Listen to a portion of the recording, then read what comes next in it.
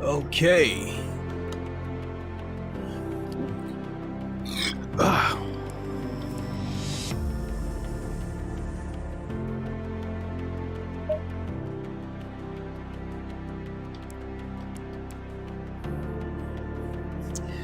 All right, everybody, what is good? It is the Godfather of VR, the ageless wonder, the man Lincoln Clay, coming back at you with another live stream, and this is another test. I think this is finally the final chapter of all these tests that I've been running, at least until next year, or well, at least until after Christmas, until I get more RAM. I've got 16 gigs of RAM in this PC, and I plan on adding another 16 gigs after Christmas. I looked into what I'm going to do is, rather than buy 32 gigs, my PC already has 16 gigs of RAM, so I'm going to find out exactly what the RAM sticks are that came with this PC, and go out and just buy another 16 gigs of it, so it'll save me some money. But the final chapter of all this testing, all this crap, this is a story of 3 hard drives: a Western Digital 2 terabyte hard drive that was on my PC, a Seagate 5 terabyte hard drive that was on my PS4 Pro, and so the Western Digital hard drive that was on my PC was almost full, whereas the 5 terabyte hard drive that was on my PS4 Pro, I hadn't even used 2 terabytes of it yet. And with the generation being over, and they moved on to the PS5, I don't see myself buying any more games for this PS4 Pro, probably with the exception of Alvo, which I hope is coming up pretty soon, and possibly Sniper Elite, but I'm not sure, but definitely Alvo, and I think that's it. So there was no sense to me keeping that Seagate 5 terabyte drive on the PS4, so I moved it over to the PC.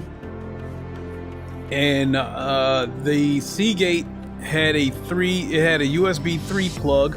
I plugged it into a USB 3 port on my PC.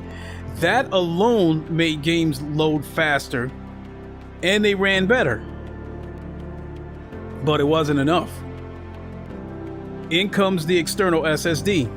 Because of the upcoming Medal of Honor Above and Beyond game that was supposed to get released on Friday, it was recommended that you put this game on an SSD, so I went and bought an external SSD. Well, as you guys probably know, I elected not to buy the Medal of Honor game because of mostly negative reviews on Steam, and after seeing some streams and stuff like that, I can see why the game got some negative reviews.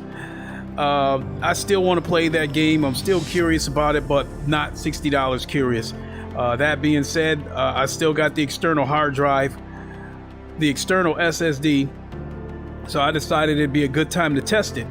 And I moved this game in Star Wars Squadrons over to the external SSD, and they loaded faster, but it came at a price. It came at a downgrade. The games were blurry inside the headset, and then when I went back and looked at the streams on YouTube, the streams were even worse. The stream that I just got through with, where I ran the test, where the first half of the stream was a set of Corsa Competición, that was running from the external SSD, and then when I jumped over to Automobilista 2, that was on the Seagate 5 terabyte hard drive, and there was a difference in the quality of the streams. Assetto Corsa did not look good. It ran good, but it didn't look good. It was extremely blurry. Automobilista 2 was tolerable. So this is the final test, because out of all the racing sim games that I've said this before, that Assetto Corsa Competición has the least clarity. So let's get on with this test.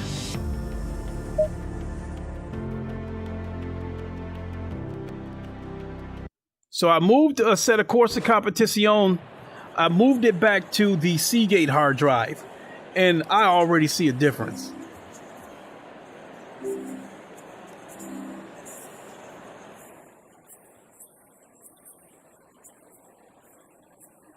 Wow, he's on the passenger side. So looking inside this car, again, it's razor sharp. And it actually ran better. I'm still on 72 hertz as far as the Oculus Quest 2 goes. I'm still on 72 hertz, still running at 1928 resolution. I believe it's either 1928 or 1948, one of those numbers. Looking into the distance, I can actually see a little bit better. It's not as blurred, it's not as jagged. Now, don't get me wrong, the cars in the distance still had artifacts underneath them, but they didn't look as bad. Now, looking at this car over here, looks pretty good. So, the final test, we'll do a few laps. And then I'll come back and look at the playback and see how this looks. But I think this is going to end up being the setup that I'm going to go with. That being said, tomorrow when I get out of work, I'm going to return the external SSD. The $95 that I paid for that SSD is better served. I've already ordered my son's Christmas present, and returning the SSD is going to go a long ways towards paying for his Christmas gift. So let me make sure I got everything together here. So sorry about the super long, all that good stuff. So before we get on with this race, I do want to say that I really, my apologies to everybody that I have not had the chat popped out. Because with me running these experiments, I needed to turn off everything, and I mean everything. As you can see, I've got the mirrors turned off on this car. I played with the resolution as much as possible. I played with the refresh rate as much as possible.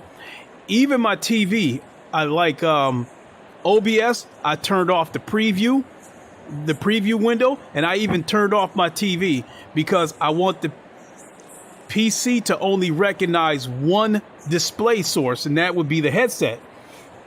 If the TV's on, then the PC is going to recognize both the TV as well as the headset, and I don't know how much more that would tax the PC having to recognize both of those display sources. So I just turned the TV off. But my goodness, looking inside the car, it's sharp. I can't say this enough, that inside this car, you know what? Looking inside this car, I even dare say that it's just as sharp as Automobilista 2, if not sharper. It is that background, that environment in the background, that is the difference. Automobilista 2 looks good. The background looks good. So, let's go. Enough blabbing. Stay double file.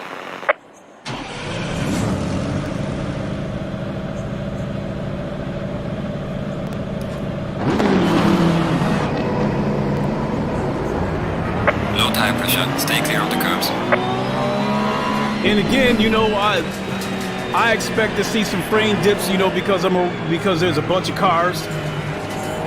Once traffic spreads out a little bit, I expect the game to run smoother. There was a car that popped in and out in the front, and I think that's because I set a limit of how many cars could be in my field of view at once. Car on the left. Clear on the left. Car on the left. Clear on the left.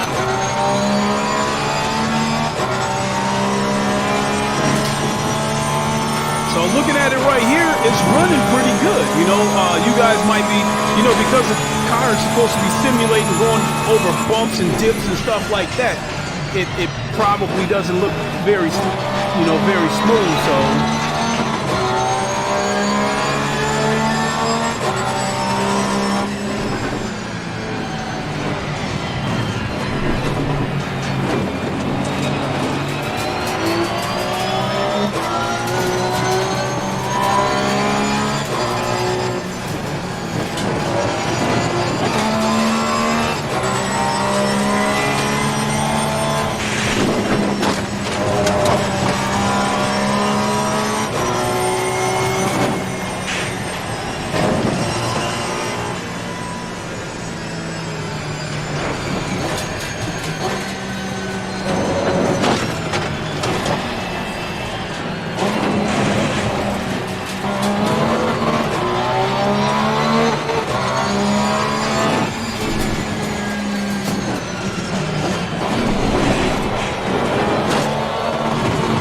some light damage on the rear of the car.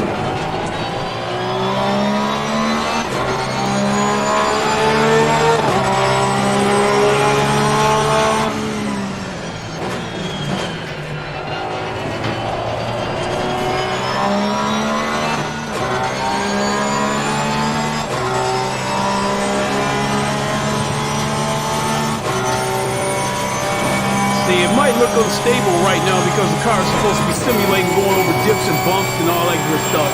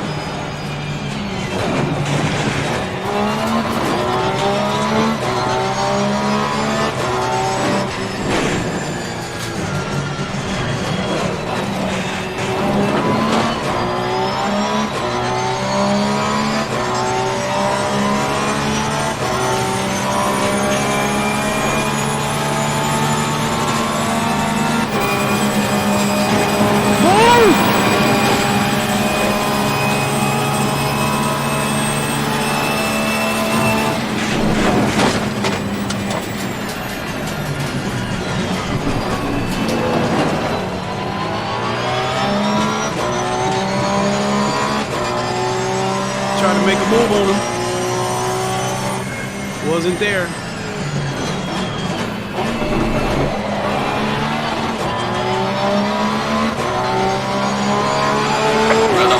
personal fastest lap.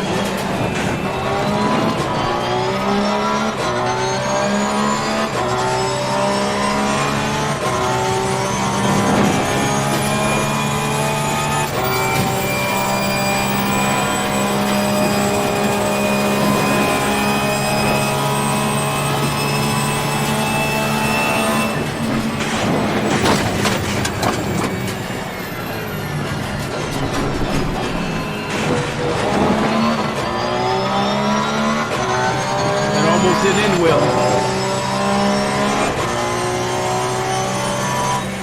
Leaders on final lap now.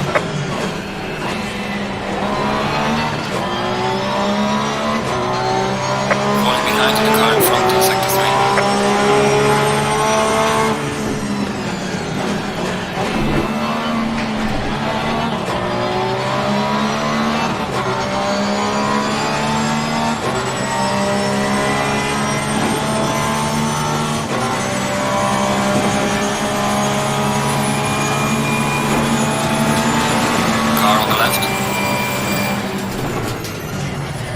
Clear on the left. Nice clean pass.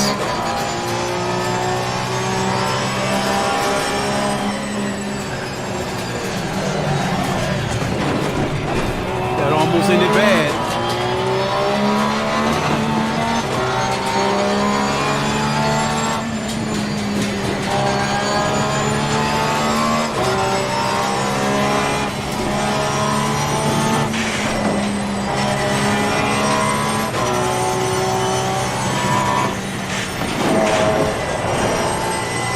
That almost ended bad.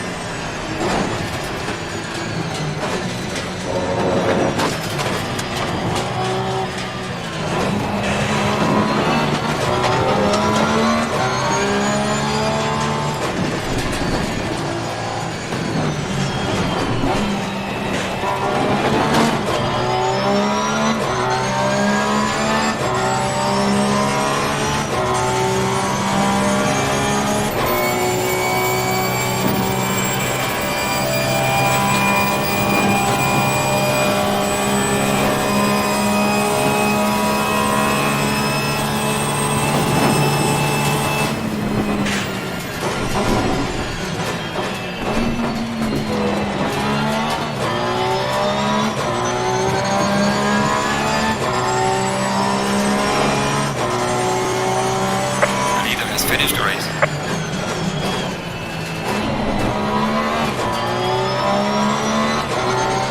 Alright, checkered flag. Good job. You did the best you could.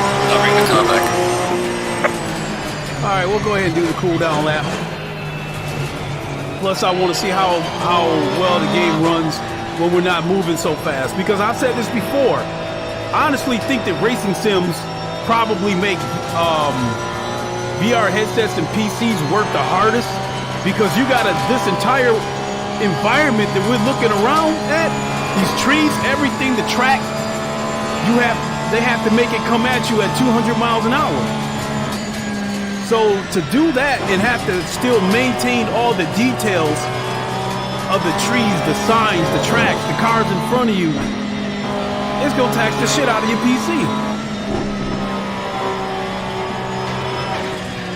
So I finally understand now that, you know,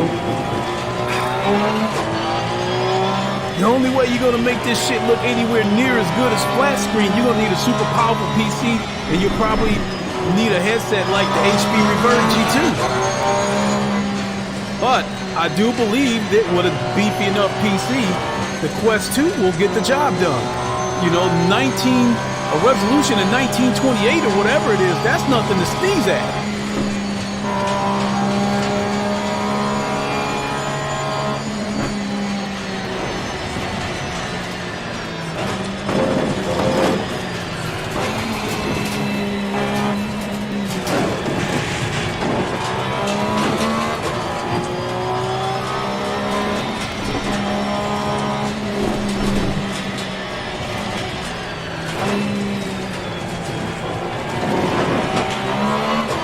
I ran a decent race. Finished up in 7th place though. But I think I had the game start me in 10th place though, because when I was racing on Monza and we would get to that first chicane, I was getting tired of the other cars dive bombing and running into me and knocking me off the track. So Bathurst, this track right here, the pack thins out really quick.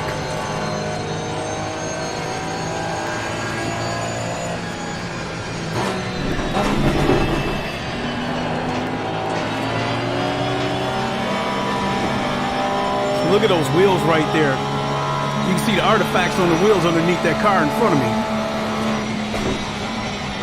So unless you pushing like a 3090 with an HP Reverb G2, it's just nothing you can do about it. It's just the way it is.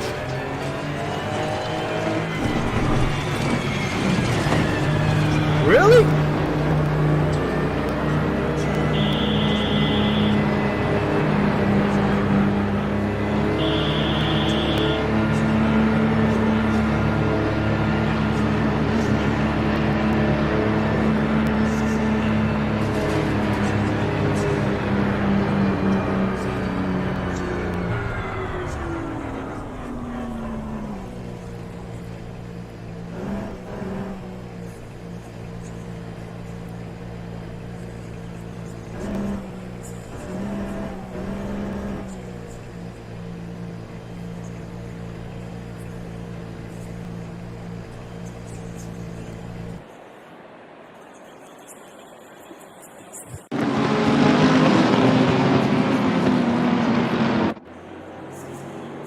All right, let's have a look.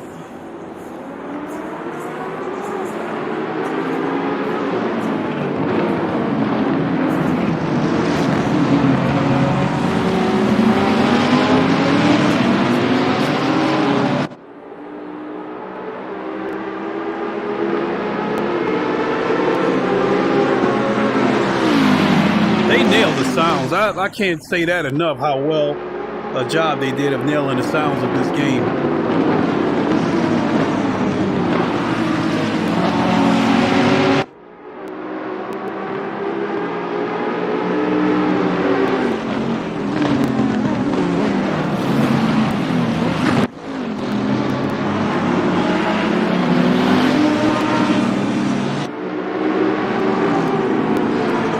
We'll just watch him do one lap, and then I'll go ahead and end the stream.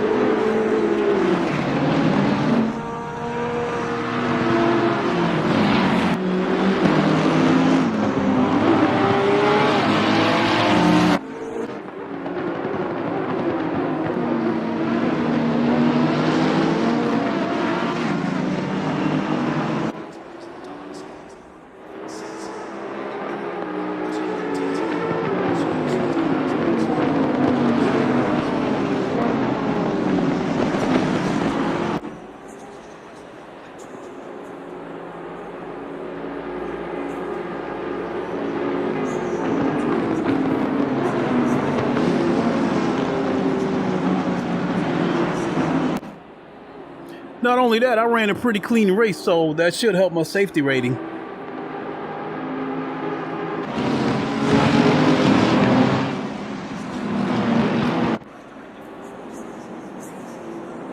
Okay, I think that's gonna do it.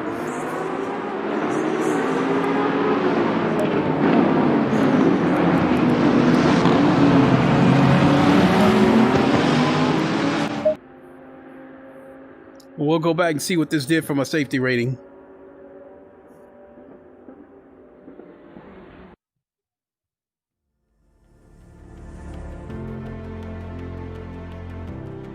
Let's go check that.